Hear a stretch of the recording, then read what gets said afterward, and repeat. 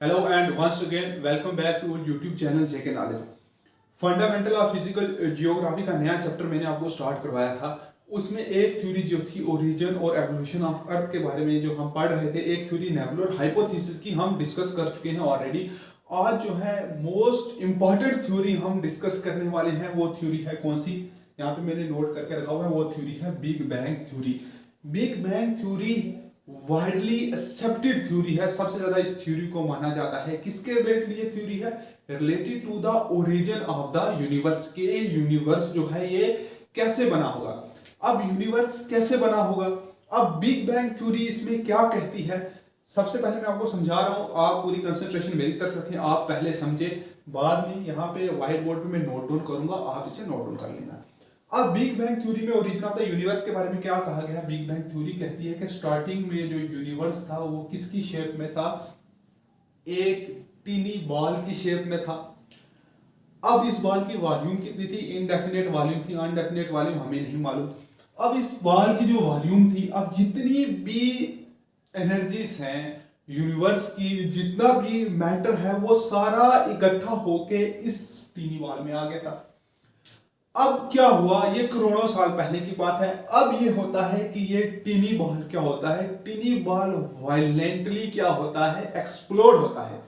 Tiny ball में एक बहुत बड़ा धमाका होता है। टीनी बॉल क्या होता है? वायलेंटली एक्सप्लोडेड होता है। जब अब वायलेंटली जब ये एक्सप्लोडेड होता है तो इस टीनी बॉल में से बहुत सारे पार्टिकल्स निकलते हैं। अब जब इसका एक्सप्लोजन होता है तो बहुत सारे पार्टिकल्स निकलते हैं इस टीनी बॉल से।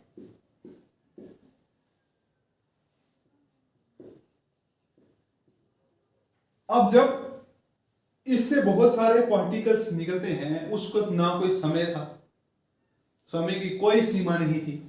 अब वायलेंटली एक्सप्लोड होने के बाद इसमें से बहुत सारे पार्टिकल्स निकलते हैं। अब वो बहुत सारे पार्टिकल्स जो थे वो कहाँ गए? कुछ स्टार्स बन के, कुछ हमारे पास किसकी शेप में है? प्लैनेट्स की शेप में है। अब कुछ जो है इसी में से, जो टीनी बॉल जब एक्सप्लोड होता है, इसमें से बहुत सारी गैलेक्सीज निकलती है। अब जो यूनिवर्स है जिसे हम ब्रह्मांड कहते हैं, हम और आप बखूबी इसके बारे में जानते हैं कि यूनिवर्स बहुत बड़ा है, हमारी सोच से भी ज्यादा बड़ा है यूनिवर्स। अब यूनिवर्स इतना बड़ा है कि हमें मालूम नहीं है कि यूनिवर्स कहाँ है, इसकी हद कहाँ से, शुरू कहाँ से होता है और ये यूनिवर्स खत्म कहाँ पे होता है। अब इस यूनिवर्स में बहुत सारी गैलेक्सीज हैं। अब जिस गैलेक्सी में हम रह रहे हैं उस गैलेक्सी का नाम है मिल्की वे, उससे कहा जाता है या आकाश गंगा कहा जाता है। अब उस मिल्की वे में, उस आकाश गंगा में हमारा एक सोलर सिस्टम है। मिल्की वे में क्या है? हमारा एक सोलर सिस्टम है। उस सोलर सिस्टम में क्या है? सन और 8 प्लैनेट्स हैं, जैसे मरकरी, वीनस, अर्थ जिसपे हम रहते हैं, मार्स, जुपिटर, सैटर्न, यूरानस और नेपच्यून। ये प्लैनेट है हमारे सोलर सिस्टम का पार्ट। और भी बहुत सारे प्लैनेट्स हैं जो सोलर सिस्टम का पार्ट हैं, वो यही प्लैनेट्स हैं। अब इसके अलावा इस यूनिवर्स में बहुत सारी गैलेक्सीज हैं। उन गैलेक्सीज में और बहुत सारे स्टार्स हैं, बहुत सारे प्लैनेट्स होंगे उन गैलेक्सीज में जिनके बारे में हम नहीं जानते। अब बहुत सारी गैलेक्सीज हैं, बहुत सारे प्लैनेट्स हैं यूनिवर्स में, बहुत सारी चीजें हैं। अब ये बहुत सारे प्लैनेट्स हैं, ये तो हैं यूनिवर्स में। अब इस यूनिवर्स को बनाने वाला कौन है? आज हम ये बात कर रहे हैं, इस यूनिवर्स को बनाने वाला कौन है, हम ये सोच रहे हैं। आज से हजारों साल पहले लोगों की भी यही सोच रही होगी। अब साइंटिस्ट इसके बारे में क्या आर्गुमेंट देते हैं? साइंटिस्ट ये कहते हैं कि इस यूनिवर्स को जो बनाया गया, इसके बनाने में किसका काम है? एक एनर्जी है, कोई एनर्जी है जिसे हम नहीं जानते, और उस एनर्जी को साइंटिस्ट जो है वो क्या कहते हैं? डार्क एनर्जी कहते हैं। अब डार्क एनर्जी से क्या हुआ? डार्क एनर्जी से ही यूनिवर्स की क्या हुई? फॉर्मेशन हुई। अब डार्क एनर्जी के अलावा एक और चीज है। अब जितने भी प्लैनेट्स हैं सोलर सिस्टम में, आपके माइंड में ये चीज आती होगी कि अब बहुत सारे प्लैनेट्स हैं सोलर सिस्टम में, बहुत सारे स्टार्स हैं हमारे सोलर सिस्टम में, बहुत सारे स्टार्स हैं, प्लैनेट्स भी हैं। अब ये स्टार, ये प्लैनेट्स हैं कि एक दूसरे से ये कोलाइड क्यों नहीं करते, ये टकराते क्यों नहीं? अगर आपने मेरी पहली वीडियो देखी है थ्योरी ऑफ नेबुलर हाइपोथेसिस में, मैंने आपको बताया था क्योंकि इस पे बेस है Newton law of gravitation. Law of gravitation क्या कहता है कि every particle in the universe attract every other particle. एक पार्टिकल दूसरे पार्टिकल को क्या करता है, अट्रैक्ट करता है। हाँ जी, हमने मान लिया एक पार्टिकल दूसरे पार्टिकल को अट्रैक्ट करता है। अब मैंने आपको कहा प्लैनेट्स हैं, स्टार्स हैं, सोलर सिस्टम में, अब बहुत सारी चीजें सॉरी इस यूनिवर्स में हैं। अब बहुत सारी चीजें यूनिवर्स में ये आपस में टकरा क्यों नहीं रही, ये आपस में किस वजह से नहीं टकरा रही। अब ग्रेविटेशन का लॉ तो ये कहता है ये अट्रैक्ट करते हैं। अगर ये अट्रैक्ट कर रहे हैं, ये दो प्लैनेट्स हैं, अगर ये एक दूसरे को ये अट्रैक्ट कर रहे हैं तो एक दूसरे से ये कोलाइड क्यों नहीं करते, एक दूसरे से टकराते क्यों नहीं। उसकी वजह यह है इनके बीच में एक और फोर्स है। अगर एक फोर्स इनको अट्रैक्ट करती है तो दूसरी फोर्स इनको क्या करती है, रिपल्शन का काम करती है, रिपल्स करती है। एक खींचती है अपनी तरफ, दूसरी इसको धकेलती है, रिपल्स करती है। जैसे अर्थ है, अर्थ की नेचुरल सैटेलाइट मून है, मून अर्थ के इर्द गिर्द जो है रिवॉल्व करता है। मून अर्थ से टकराता क्यों नहीं है। अब वो अर्थ के इर्द गिर्द रिवॉल्व किसकी वजह से करता है, रिवॉल्व इसकी वजह से करता है, वो है फोर्स ऑफ ग्रेविटेशन या अट्रैक्शन। और दूसरी फोर्स है जो उसको टकराने नहीं दे रही, वो फोर्स है फोर्स ऑफ कौन सी, रिपल्शन। यहीं से कंसेप्ट निकलता है डार्क एनर्जी और डार्क मैटर का, जिसे साइंटिस्ट कहते हैं कि जो अट्रैक्शन वाला काम है वो अट्रैक्शन वाला काम कर रहा है कौन, dark matter. Dark matter attraction का काम कर रहा है, और जो रिपल्शन का काम कर रहा है वो कौन कर रहा है, वो कर रहा है डार्क एनर्जी। डार्क एनर्जी क्या करती है, रिपल्शन का काम करती है, और डार्क मैटर अट्रैक्शन का काम करता है। अब आपके माइंड में क्वेश्चन आया होगा कि डार्क मैटर यूनिवर्स में ज्यादा है या डार्क एनर्जी ज्यादा है। अब यूनिवर्स में जो है सबसे ज्यादा जो है वो क्या है, डार्क एनर्जी है। सबसे ज्यादा यूनिवर्स में क्या है, डार्क एनर्जी है। हमें नहीं मालूम, साइंटिस्ट को नहीं मालूम ये क्या है, लेकिन ये है, और इसे उन्होंने नाम दे दिया है डार्क एनर्जी को, किसका, रिपल्शन का नाम दिया। सबसे ज्यादा यूनिवर्स में डार्क एनर्जी है। कितनी है इसके बारे में हमें जानने की जरूरत नहीं है, सिर्फ हमें ये याद रखना है कि डार्क एनर्जी यूनिवर्स में सबसे ज्यादा है, डार्क मैटर उससे कम है।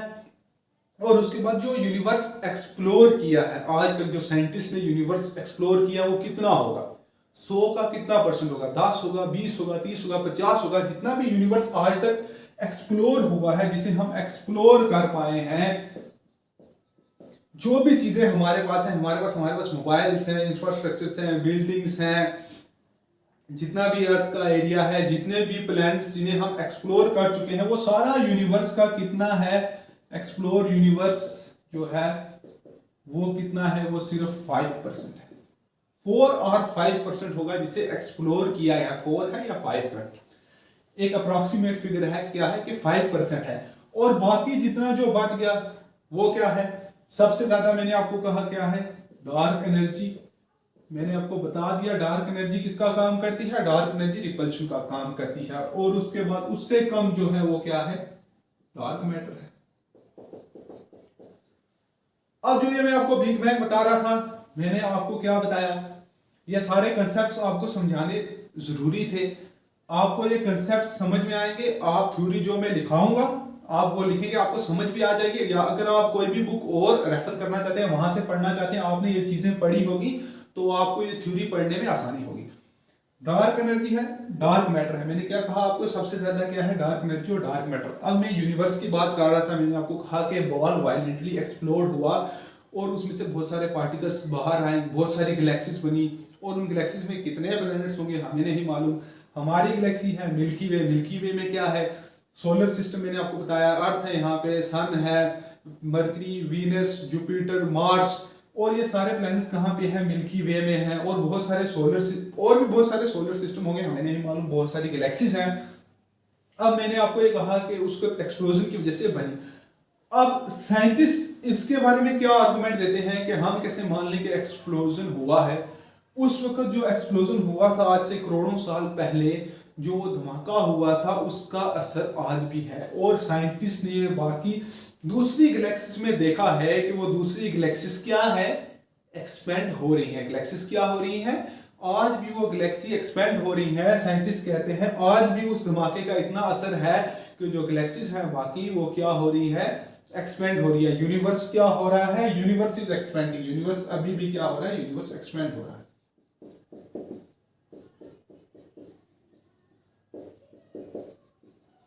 यूनिवर्स एक्सपेंड हो रहा है, यूनिवर्स अभी भी क्या है, फैल रहा है।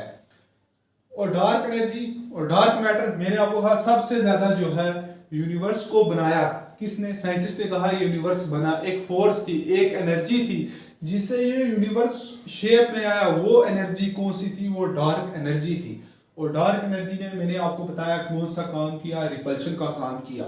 और डार्क मैटर ने कौन सा काम किया, अट्रैक्शन का काम किया। और इन दोनों एनर्जी पे जो है वो यूनिवर्स हमारा जो है यूनिवर्स टिका हुआ है। ये मैंने आपको, आई होप अच्छे से आपको समझ आया होगा। ये मैंने आपको बिग बैंग थ्योरी के बारे में पूरा कंसेप्ट बताया कि बिग बैंग थ्योरी किस पे बेस है। अब इसके बाद मैं यहाँ पे नोट डाउन करूंगा व्हाइट बोर्ड पे, आप उसका स्क्रीनशॉट भी ले लेना और आप उसे नोट डाउन भी कर लेना। बिग बैंग थ्योरी समझाई, आई होप आप सबको अच्छे से समझ आई होगी। अब वहां पे जो चीजें रह गई हैं वो यहाँ पे हम थ्योरी में से डिस्कस करेंगे। और देखिए बिल्कुल मैंने शॉर्ट में ये बिग बैंग थ्योरी का मटेरियल आपके लिए लाया है। बिग बैंग थ्योरी मैंने आपसे जो है डिस्कस कर ली है अच्छी तरीके से, मैंने आपको समझा दिया बिग बैंग थ्योरी क्या कहती है। The most widely accepted theory about the origin of the universe. Universe जो है कैसे ओरिजिन हुआ यूनिवर्स का, सबसे माने जाने वाली थ्योरी, वाइडली एक्सेप्टेड थ्योरी जो है वो थ्योरी कौन सी है, बिग बैंग। ये मैं आपको समझा चुका हूं। Is the big bang theory, the theory states that, अब मैंने इसको पॉइंट्स में लिखा है। ये बिग बैंग थ्योरी जो है क्या कहती है कि यूनिवर्स कैसे बना। In the beginning all matter forming the universe existed in one place. जैसे मैंने आपको बताया कि शुरू में क्या हुआ, सारा मैटर जो था एक जगह पे इकट्ठा था। In the form of a very hot dense tiny fire ball, किसकी शेप में था, एक टीनी फायर बॉल की शेप में था। जितना भी मैटर था वो कहां पे था, एक टीनी फायर बॉल, छोटे से बॉल की शेप में था। And this tiny ball exploded violently, और होता क्या है कि ये टीनी बॉल वायलेंटली एक्सप्लोड होता है। ये कब होता है, बिलियंस ऑफ ईयर्स पहले की बात है। मैंने आपको कहा उसको टाइम का जो है कोई वजूद नहीं था। The universe came into being, second point इसका ये कहता है the universe came into being as a result of this explosion. ये जो एक्सप्लोजन हुई ऊपर हमने फर्स्ट पॉइंट में डिस्कस किया, उसी के बाद जो है वो क्या बना, ये यूनिवर्स बना। That took place between 10 and 20 billion year ago, 10 से लेके 20 बिलियन ईयर अगो के बीच का समय था जब ये एक्सप्लोजन हुई, जब ये बिग बैंग हुआ। 13.5 बिलियन ईयर्स भी कहते हैं इसे, लेकिन जो ये समय था वो अप्रोक्सीमेट समय 10 से 20 बिलियन ईयर के बीच में था जब ये बिग बैंग वाला इंसिडेंट हैपेंड होता है। This led to huge expansion. अब जब ये बॉल वायलेंटली एक्सप्लोड हुआ उसके बाद क्या शुरू हुई, एक्सपेंशन शुरू हुई। ये एक्सपेंशन क्या है, एक्सपेंशन का मतलब होता है कि जो एक्सपेंशन उसको शुरू वो अभी तक कंटिन्यू है कि वो गैलेक्सीज के बीच में स्पेस जो थी वो बढ़ना शुरू होगी। The expansion continue even to the present day, आज तक वो बॉल इतने वायलेंटली एक्सप्लोड हुआ कि जो एक्सपेंशन उस वक्त शुरू हुई थी बिलियंस ऑफ ईयर अगो, वो एक्सपेंशन आज भी चल रही है। अब एक्सपेंशन का मतलब क्या है, expansion means increase in space between galaxies. Expansion का मतलब ये है कि गैलेक्सीज के बीच में जो है वो स्पेस क्या है, आज भी बढ़ रही है, आज भी गैलेक्सीज एक दूसरे से दूर होती जा रही हैं। And number third and last point ये कहता है आफ्टर द एक्सप्लोजन, एक्सप्लोजन के बाद, कब की बात है, मिलियंस ऑफ ईयर्स की बात है। मैंने आपको कहा ये नहीं है 2 दिन बाद, 3 दिन बाद, 10 दिन बाद, मिलियंस ऑफ ईयर्स की बात है। After the explosion the gas probably begin to condense into localized clump. अब मैंने कहा था हॉट डेंस फायर बॉल था, अब जो उसमें से गैसेस निकली उसको हॉट डेंस फायर बॉल था, एक आग के गोले की तरह था। अब जब वो फटा होगा, वायलेंटली एक्सप्लोड हुआ होगा, उस वक्त उसमें जितने भी जो क्लम्प्स निकले, जो भी उसमें से जो मैटर निकला वो सारा क्या हुआ होगा, वो भी हॉट रहा होगा। उसके बाद क्या हुआ, जब ये एक्सप्लोजन होता है उसके बाद जो है क्या बनता है, ये गैसेस जो है धीरे धीरे वो जो थी हॉट जो हीट थी धीरे धीरे कंडेंस होना शुरू होगी और उसने क्या बनाया, प्रोटो गैलेक्सीज बनाई। मतलब गैलेक्सीज बनना अब शुरू हुई, अभी गैलेक्सीज बनी नहीं। The proto galaxies continued condensing, और वो कंडेंस होती रही और कूल होती रही, फॉर्मिंग गैलेक्सीज। उसके बाद क्या हुआ, वो गैलेक्सीज बन गई in which stars and planets were being born, जिसमें क्या हुआ, स्टार्स बने और उसमें क्या बने, प्लैनेट्स बने। ये थी आपकी बिग बैंग थ्योरी। मैंने आपको समझा भी दिया, आपको नोट भी करा दिया। आपको यहाँ से नोट करना है आप कर सकते हैं। अगर आप कोई और बुक रेफर कर रहे हैं जहाँ से आप पढ़ रहे हैं, आप वहाँ से पढ़ सकते हैं। ये जो मैंने आपको समझाया इसलिए कि कोई भी बुक अगर आप उठा के पढ़ेंगे तो आपको ये बिग बैंग थ्योरी अच्छे से समझ में आएगी।